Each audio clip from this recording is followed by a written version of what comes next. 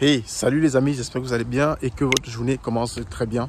J'ai une nouvelle pour vous, très importante à partager dans cette nouvelle vidéo parce que c'est chaud les amis en Allemagne avec le stop et la pression sur le gouvernement allemand actuellement en ce qui concerne l'immigration illégale et irrégulière vers l'Allemagne. Ceci a été bousculé ou boosté par les événements qui sont passés récemment, notamment les assassinats faits de façon arbitraire sur des personnes.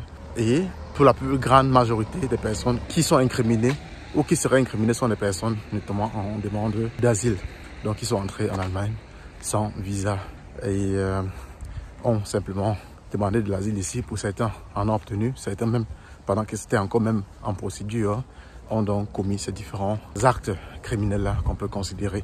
Alors, qu'est-ce qui se passe aujourd'hui? C'est que j'ai partagé, déjà avant de continuer dans cette vidéo, j'ai partagé une vidéo il y a quelques jours, je pense que c'était lundi, où je partageais que l'État allemand est en train d'examiner une possibilité de fait rapatrier des personnes vers le Rwanda. Et je vais vous montrer également la difficulté de cette possibilité-là, parce que l'Union européenne a une loi qui va en l'encontre de cela, notamment qui stipule que toute personne qui demande de l'asile dans un pays n'a pas le droit d'être rapatriée vers un autre pays où il n'a pas de liaison. Alors aujourd'hui, alors que je fais cette vidéo, c'est la ministre maintenant fédérale de l'Intérieur allemand, Nancy Faeser, qui a ordonné le contrôle à toutes les différentes frontières allemandes avec les pays limitrophes. Je tiens à rappeler ici que l'Allemagne est un pays limitrophe à la Suisse, à la Belgique, au Luxembourg, dont toutes les différentes frontières allemandes sont dorénavant surveillées, où l'intensité augmente en termes de surveillance pour permettre que les personnes qui entrent en Allemagne de façon irrégulière soient stoppées depuis la frontière.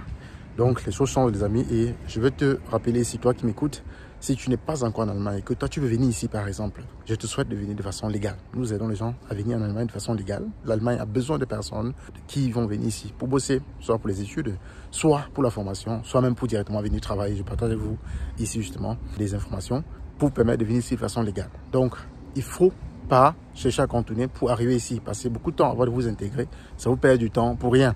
Alors qu'en venant de façon légale, vous arrivez directement, vous pouvez continuer votre vie ici et sans très gros soucis. Donc je vais te partager l'information que j'ai captée aujourd'hui même, notamment concernant cette augmentation de sécurité au niveau fédéral. Je vais partager avec toi dans cette vidéo la raison, pourquoi est-ce que cette augmentation de surveillance au niveau des frontières allemandes.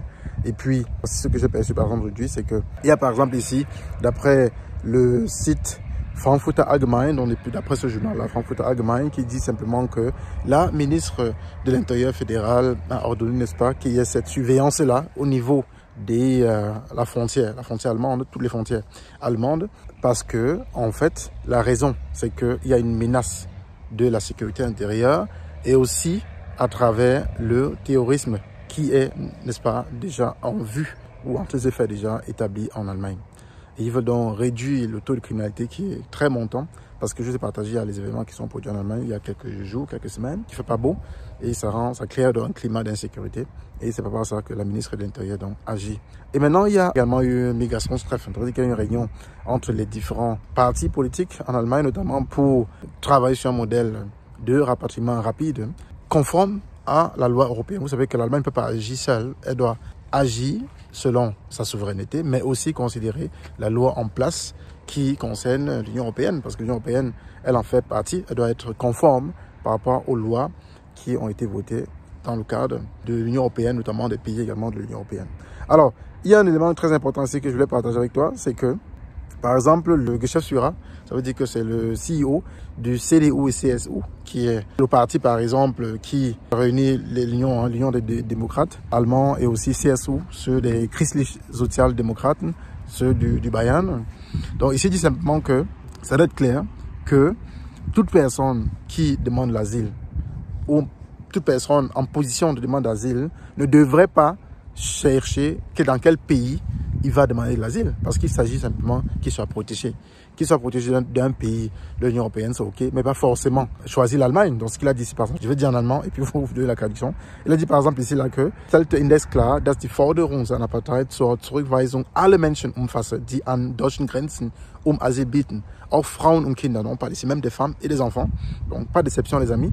Und beim Schutzrecht, donc, Dans le droit de protection, auf Asyl gehe es nicht darum, sich den passenden Staat auszusuchen, sagte er im Gespräch. Donc, il était en Gespräch avec, on parlait de Thorsten Frey, il était dans un interview avec le Frankfurter Allgemein, et il dit clairement que pour toute personne qui demande de l'asile, il a droit à la protection, mais pas forcément de choisir dans quel pays il va avoir la protection. Parce que ça, c'est un droit exupéré, parce que justement, la tendance, c'est que beaucoup de personnes qui entrent en Europe préfèrent aller demander l'asile en Allemagne, parce que l'Allemagne reste un pays quand même intéressant sur ce point de vue-là. Donc, d'un côté, les Allemands veulent que vous veniez, mais de façon légale, les amis. De l'autre côté, si vous venez de façon illégale, vous allez donc vous faire frotter à ces différentes mesures qui ont été mises sur pied. Donc, toi qui m'écoutes aujourd'hui, si tu veux venir, tu es africain, tu veux venir en Allemagne, et il y a des voies et moyens, fais-toi conseiller. Et il faut avoir un background avant de venir en Europe, avant de venir en Allemagne. Il faut avoir une compétence, d'accord? L'Allemagne est ouverte à ce niveau-là. Vous demandez un visa en bonne et due forme, vous l'obtenez et vous arrivez sans problème. Donc, je tenais clairement à te partager cette information parce qu'il n'y aura pas d'exception au niveau des frontières, comme ils ont mentionné. Ça veut dire que ce soit une femme, que tu sois avec les enfants, ils vont stopper dès l'entrée des frontières allemandes. Donc, on va voir comment ça va évoluer parce qu'il y a une grosse pression à l'intérieur ici en Allemagne dans le cadre de la procédure d'asile parce qu'avec tous les cas qui sont passés là, les Allemands sont, si vous voulez, remontés par rapport à cette situation-là. Et dis-moi ce que tu en penses en commentaire. Est-ce que, à cause de cette situation-là, est-ce que c'est correct pour un pays de prendre ces mesures, je veux dire, radicales pour protéger la sécurité intérieure? Dis-moi ce que tu en penses en commentaire. C'est Franklin. On se retrouve simplement dans quelques jours pour la prochaine vidéo sur la chaîne Réussir en Allemagne. Bien le bonjour. Bye bye.